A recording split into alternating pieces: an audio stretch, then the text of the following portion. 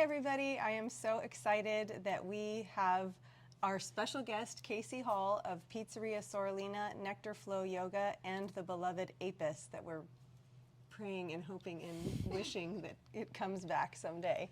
I'm Hannah Williams, and this is the fabulous and lovely Megan Whitfield. Hi.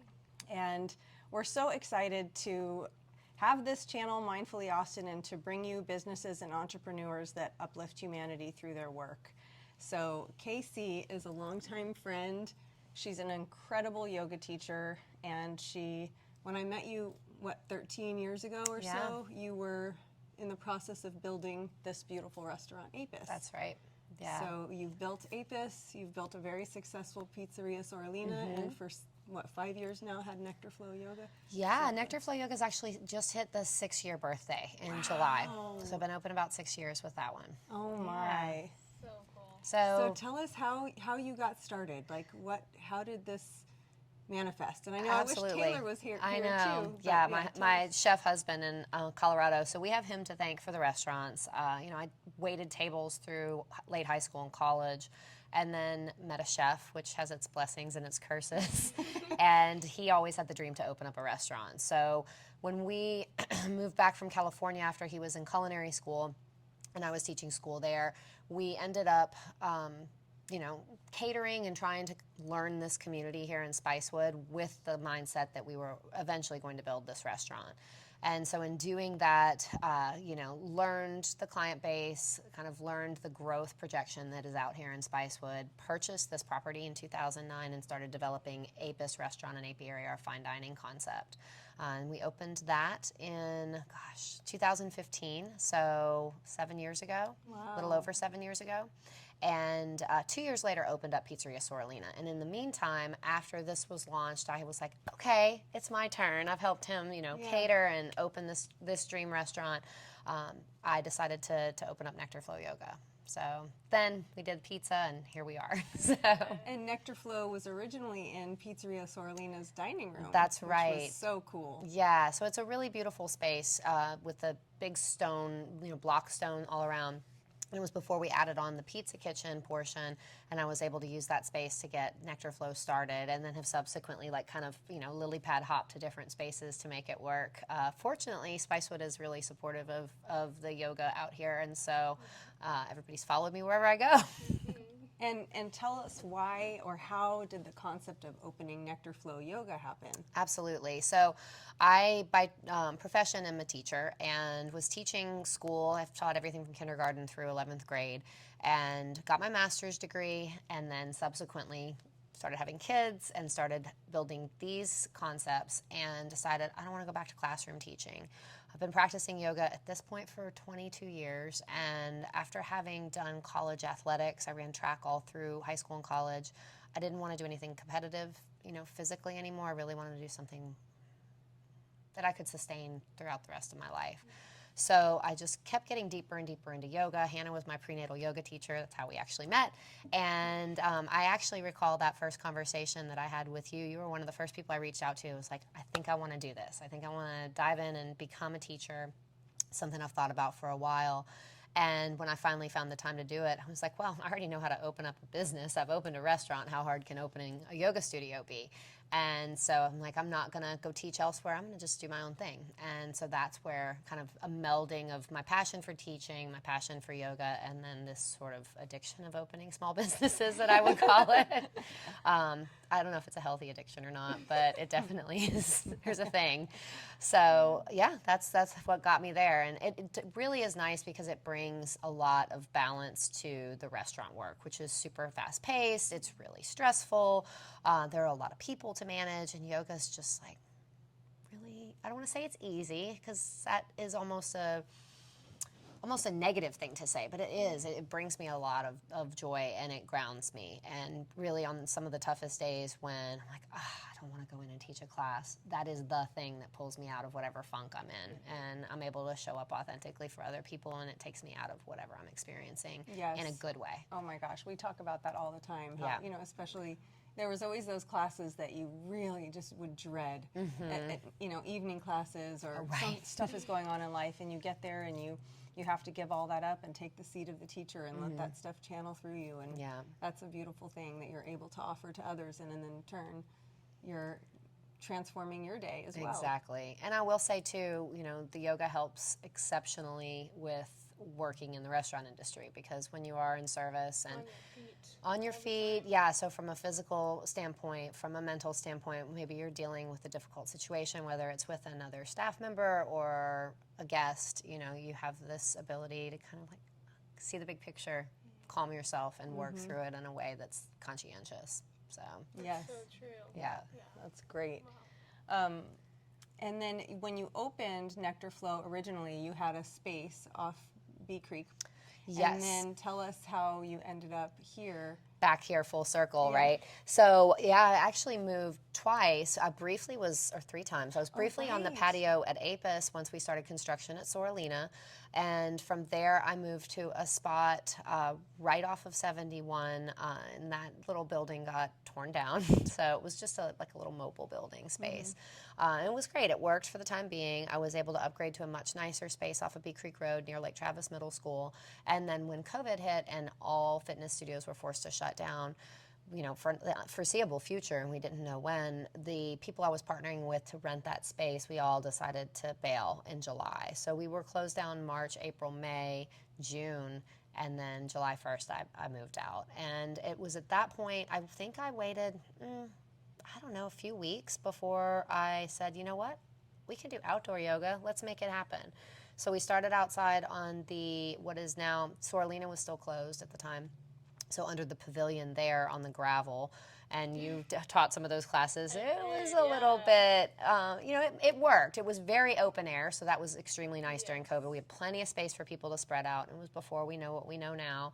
And when it was still quite a bit more severe. And then I can't remember if it was what it was that made me say, you know, let's try this patio space. And it's actually been, it's kind of the best of both worlds, because you get the beauty of the open air. It's fully covered. Instead of being on the gravel slanted, we're on this really nice, you know, cement patio. I'm able to keep it nice and clean. And even, yes, there's heaters for the winter. It's private. You know, walls that block the breeze, so it almost has that in-studio feeling with all the benefits of being outside. And what's really nice, since this is still not reopened yet, is when it is super cold out, we've been coming in here. And then I will also, when I start my teacher training mid-September, be offering that inside the majority of the time. So we'll be in this kind of nice space, potentially going outside to practice, but a lot of the time in here. So, That's great. yeah, we'll have our class outside days on those beautiful, crisp, like fall Austin days, but yeah. So tell us about your teacher training. Yes. This is a new thing. It is. It's a new thing. This will be my first one. So I already have 5 people signed up, which I'm really excited about this cohort. I have some spaces left. I'm maxing out at 10. I want to keep it really small.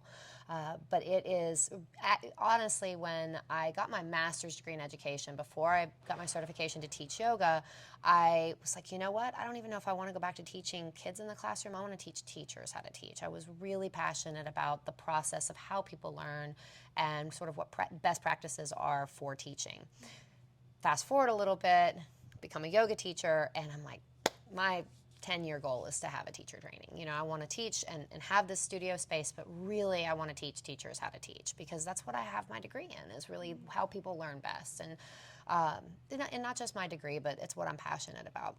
And so I'm very, very excited to launch this Nectar Flow. I'm calling it the Nectar Flow Intensive, because you don't necessarily have to teach, obviously. You may just want to deepen your practice.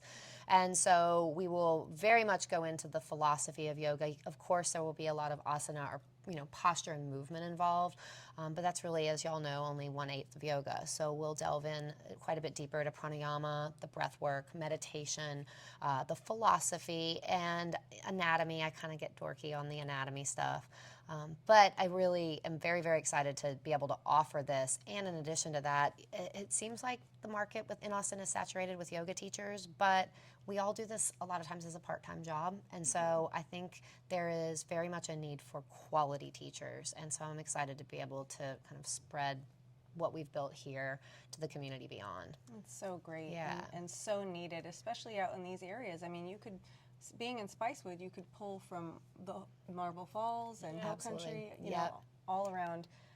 Dripping Springs, if we'd open up the road to connect Dripping Right, Springs and one of these Spicewood. days. I know. You just keep speaking that out into the I universe. will. I just spoke it on YouTube, so, you know. Right? You were talking about that Reimer's Peacock Yep. stretch. I mean, Yeah. as the crow flies, it's so close. I mean, It you would be see amazing. Spicewood and you see Dripping Springs, and you have to go all the way out of your Yep. way. to If get there were water in the Pedernales, you could just paddle upstream and get there faster than Right. if you drive. So easy.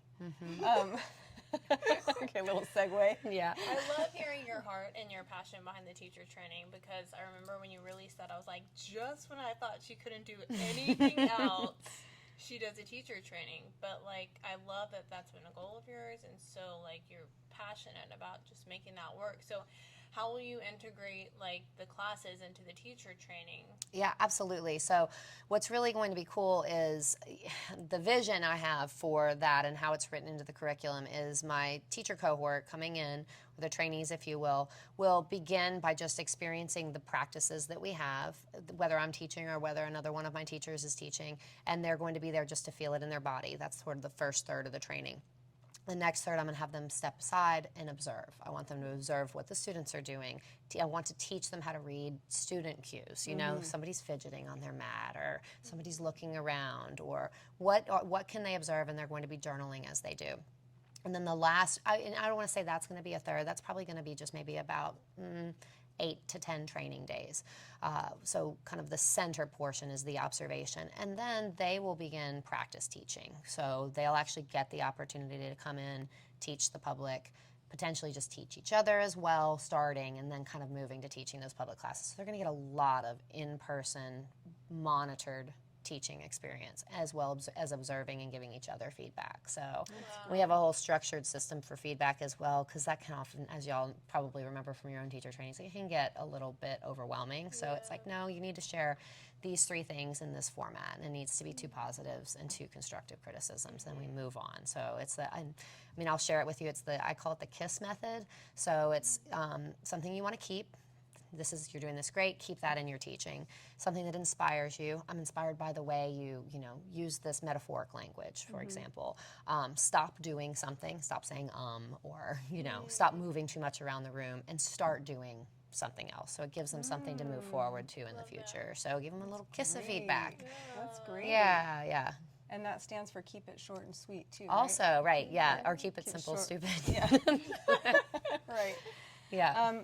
So I think you touched on a lot of this, but I apologize if you're going to repeat yourself here. That's fine. But what is your why? How did this start? With the restaurant or with Nectar Flow? Absolutely. What is the why? Like, what is your hope?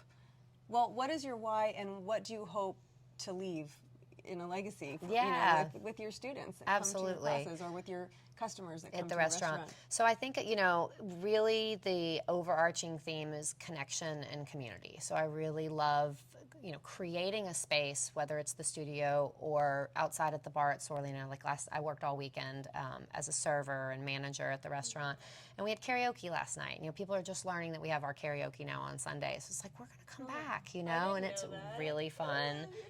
Yeah, y'all need to show up. But creating a space where the community can gather, whether it's enjoying the very flavorful but like super nutritious food that we offer there, because as y'all know, everything is scratch made. We're using really high quality flours imported from Italy or locally, combined locally with the Barton Springs mills. So that community feel. And same with yoga. I mean, people, most of our people, when they come, if they're going to stick around, they become monthly members, and they know each other. They're becoming friends. They're meeting outside socially from just this studio space. So that, and then just that connection that we create from community and an authenticity. We've all been into those yoga studios that just feel a little stuffy, or you feel like you're judged, or you don't fit in. And I really want to create an atmosphere where everybody can show up authentically as themselves and fit in, Well, you provide that space because that's how you show up. Thank you. And that's that with yoga. This I will say, I really hope that this resonates for some people. When people tell me, oh, I tried yoga, but it's not for me. Right. I didn't like it. I tried it once, or I took a class. No, I can't do it. Or it was boring. Or no, it was too intense. Or I'm not flexible flexible. enough. Or I can't bend like that. I say, go try another class and try another teacher, because there's 5 million kinds of yoga. Right. And yoga is as different and diverse as the individual teaching it. That's right. And if you even if you and I did or the three of us did the exact same teacher training, our life experience is all different and unique. Exactly. So what we're going to absorb is going to be different, and then how we regurgitate those lessons are going to be unique to us and our experiences and our form of communication. Right. And so for me, I always gravitated towards teachers that were down to earth and authentic and just like a friend that you could hang out with. Right. And as soon as I walked in and they were like, hello. I'm like, I'm out. Touch this crystal. I can't. Yes. I can't. And so I almost ran out of so many yoga classes because I was like, I'm dying in here. Right. I can't. But that's the practice of yoga too. Like, It work is. through it, but should I just leave? And oh my gosh. But you are so great and real. Thank you. And, from the first class, it was like you were teaching for 20 years. Thank because you. of all your teaching experience and your yoga experience. Experience and background. Yeah. So it was so natural for you. And very much also not wanting to be a part of that, really disingenuous community. It does exist, and I think it does turn a lot of people off from yoga because it doesn't feel approachable. And it's very much the same thing with Sorrelina. We want it to be approachable. We want to introduce you to these really cool things that our chefs are doing, but we don't want you to go, I can't understand anything on this menu, And that was a problem that we dealt with here at Apis to an extent. And so Sorrelina was the answer to that. Like, hey, you want a pepperoni pizza? We got you. You want to try something super creative? Try this. I know you can't pronounce it. Let me teach you how, you know? That's cool. So, and it's interesting that you say that about in the teacher training. Like, we could all three do exactly the same teacher training, come out and teach the exact same sequence, but it would be so different because of our life experiences. And that's actually one of the through lines in my training, is that I recognize that each and every person coming into the training shows up like ready to teach in many ways. I have a nurse in the program. I have somebody else that's studying acupuncture. I have all these different, Joni is a personal trainer, so she's already got this experience. She really just needs to understand the yoga aspect. So it's like taking each person for who they are and saying, I'm not going to imagine you're a blank slate and just put my knowledge onto you. We're going to co-create this training. And yes, I've got this curriculum, but what can we each contribute to it as well? So such a great opportunity you're offering. yeah, I'm excited about it. So. There's so many juicy, wonderful nuggets here. So I feel like I'm bouncing around, but I want to keep talking about the community because we haven't even mentioned the fact that you guys started a farmer's market here. Yes. And so what a way to expand on that community. Definitely. And that partnership is really cool. We are only involved in the aspect that we provide the space and we help market it.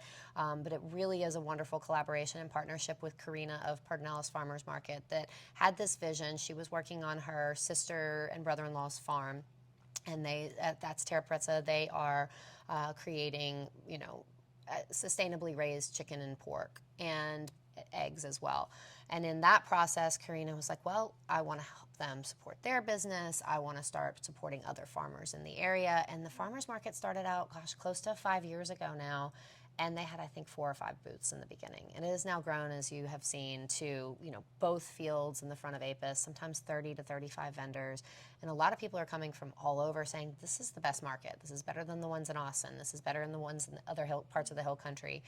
Because it does have a really good mix of people. And it's the only farmer's market in the area where you can grab a drink at Sorrelina, walk around with a Bloody Mary and shop, and then come and listen to live music and really have almost a full day experience out of it. And so a lot of people will do that and make it into, the full meal deal, if you will. Come to yoga at 10 a.m., go do your shopping, go to Sorrelina and have brunch. I love it. Yeah, so it's Such a really good a Sunday. fun Sunday activity. Yeah, and it's been hot this summer, so it's definitely impacted both the market and the restaurant, but cooler days are right around the bend, I think. Yes. I can't wait. I know there's an important question I'm missing. I had a question for you. Because you're running 3 businesses in a teacher training, I know you do a lot of community building within these businesses. But what's your favorite place or way to go outside of these walls locals Right. and build community? Like, do you have a favorite coffee shop, or what's your favorite way of doing that? You know, that's a great question. I don't find a lot of time to do it outside of these spaces Sure. because kids and all of that. So I think, you know, the community I have outside of this space really revolves around family and who my kids are friends with. I do go out to Pace Bend and meet up with friends to run and to mountain bike. And recently I've started to get, I don't want to say back into rock climbing because it's not like I was ever a good rock climber, but I've started to get into that.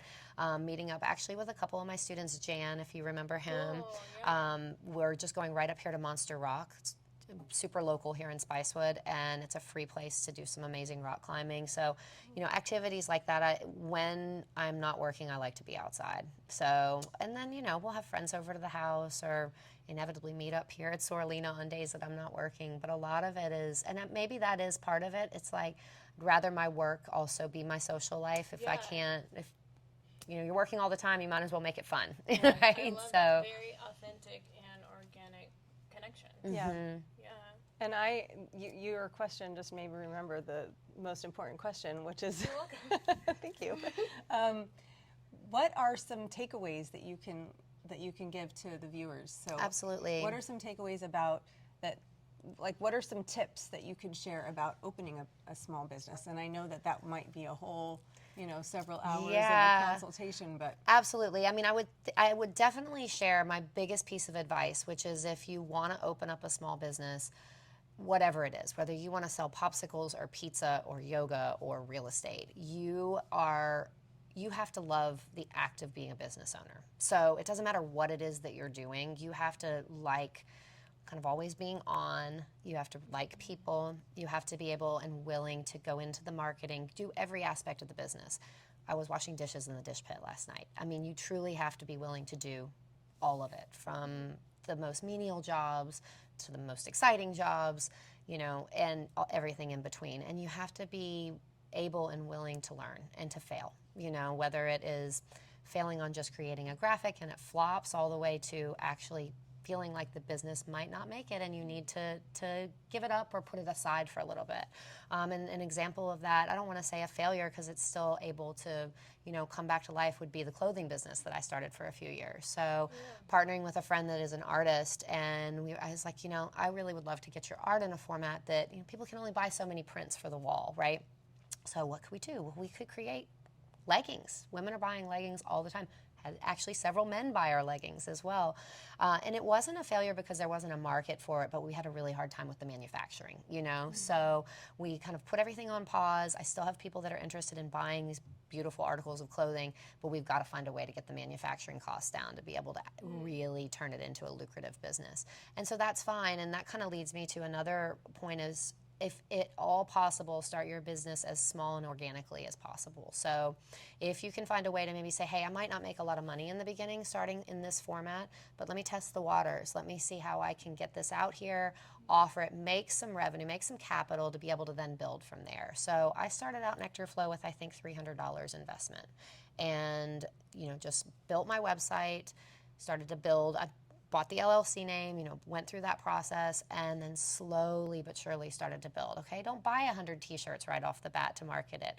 Start getting some students in, you know, yes, you have to pay Mind Body and you have insurance and you have these other expenses, but start generating some capital on a small scale, you know. And we have one of our chefs looking to branch out and leave and move to Katy, Texas, actually. No way. Yeah, and I might put him in touch with you. But he, Yes. you know, he's looking at starting his own thing once he gets there. And one of the recommendations I had was, listen, you know, don't go in looking for investors and get, you know, millions of dollars in the hole. Yeah, start with a little pizza trailer, you know, start small. Figure out the least amount of investment you can do, put your time and energy into it, and build from there. Such good advice. It's doable, you know. Figure out how you can scale everything down in the beginning. Figure out how you can use whatever resource you have. Do you have a friend that knows how to build websites? Use that. You know, don't go out and find somebody that's going to charge you $2,500 for a website. It's so easy to build a website these days. So many different ways to do things on a shoestring budget to start, and then get bigger, then expand. That's so great. And then another little nugget I would love to hear. What you said you moved back to Spicewood from California. Yeah, Now, or I know you back were to in Texas. California. You were just there for college, right? No, so I actually went to college in Tennessee. So did Taylor, and we actually met in Europe. We were doing a study abroad year in Europe, and then we moved to Dallas for a few years right out of college because that's where I got my first teaching job. And his parents are his family's from that sort of area of North Texas. And so we lived there for a few years. I was like, I can't do Dallas. We got to go. And he wanted to do culinary school. So we picked San Francisco. I got a great teaching job up there, and we were there for 3 years. He was in culinary school. He worked at several fine dining, amazing restaurants in the city. And he was like, I'm ready to move back to Texas, very Texan. And I'm from Louisiana, so it was beneficial to me to move back closer to family as well. I couldn't win on moving us to New Orleans because it was right after Katrina. And he knew he wanted to open a restaurant, and he was like, I'm not moving back to this disaster to try to open something up. And so we could not go back to Dallas, and Austin was the most sort of open-minded area of Texas, to be sure. And so we were actually in Austin for about 6 months renting while we looked for an area to live, and we just kept coming back to Spicewood. And I didn't want to be this far from town. I was more of a city girl. He wanted to go even further. Like, all right, Spicewood it is. This is where Willie's at. We love the kind of lake life, the hill country, and we love the vibe here. So you've been in Spicewood for how long now? 15 years. 15 years Yeah. in Spicewood. Yeah, so it has changed a lot. Yeah. West Cypress didn't exist. Sweetwater didn't exist. Briarcliff was here, but this little property was just a real estate office and an art gallery that we converted into the restaurants. And yeah, it's definitely changed quite a bit, and there's a lot more change on the horizon. Right. So Yeah. Well, you picked a great spot. I remember coming all the way out to see you, and finally we made the move. Yep. 2.5 years ago. right. Yeah. So glad you did. I love it. Yeah, so thank you Absolutely. for the inspiration. Yeah. Do we have any more questions, or is there anything else that you'd like to share before we sign off? I'm really excited that y'all are doing this. I think it adds such a beautiful layer to what you're offering to the community, and something that people can come back to, a kind of a gift that keeps on giving. So hopefully I'm able to help any of you small business startups out there, and I'm definitely happy to talk through with anybody questions about restaurants, yoga, and just the idea of starting a small business. Yay, thank you so much. And if you are interested in the teacher training, we're going to have all Casie's links available in the description.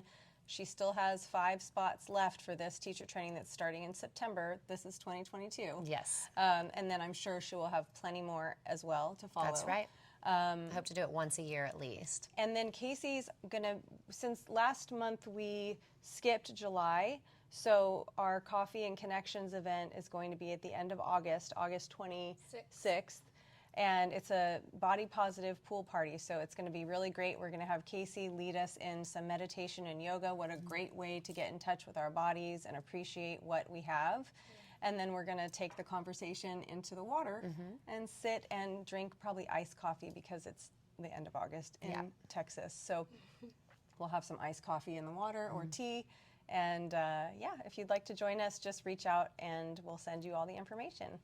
So yay, thank you Thanks, so ladies. much. Yeah. I'm so happy that worked out. Thanks, Megan. Thank you. Yay. All right, Thank you you. guys. See you soon. Bye. Bye.